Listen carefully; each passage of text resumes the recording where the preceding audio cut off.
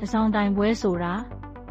တစောင်းတိုင်ပွဲဟာမြန်မာတို့ရဲ့12လရာသီပွဲတော်တွေထဲကမိုးကုံဆောင်းကူးမှာကျင်းပတဲ့ထင်ရှားတဲ့ပွဲတော်တစ်ခုဖြစ်ပါတယ်။တစောင်းမုံလာပြည့်နေ့မှာကျင်းပပြီးဒီနေ့ကိုတာမညဖလအခါတော်နေ့လို့လည်းဗုဒ္ဓဘာသာဝင်တွေကအလေးထားကြပါတယ်။မြတ်စွာဘုရားရှင်ကပဇာတသက်မင်းကြီးကိုတာမညဖလတုတ်ကိုဟောကြားတော်မူခဲ့တဲ့နေ့လည်းဖြစ်ပါတယ်။ရိုးရာအစဉ်အလာအရဘုန်းတော်ကြီးသင်္ကန်းကတ်လှူတဲ့ကထိန်ရာသီရဲ့နောက်ဆုံးနေ့လည်းဖြစ်တာကြောင့်တန်ဃာတော်တွေကိုမတိုးသင်္ကန်းတညရေးရဲ့လုပ်တဲ့သင်္ကန်းတွေကိုလည်းရှင်ပြန်ရဲ့လုပ်လှူဒန်းလေးရှိပါတယ်။ဒါအပြင်ညဘက်မှာဖျားစီတီပထိုးတွေမှာစီမီထွန်းညှိပူဇော်ကြပြီးအထူးသဖြင့်တောင်ကြီးမီးပုံးပြန်ပွဲတော်လိုမျိုးရောင်စုံမီးပုံးပြန်တွေလွတ်တင်တဲ့ပျော်ပွဲရွှင်ပွဲတွေကလည်းနာမည်ကျော်လူကြိုက်များလှပါတယ်။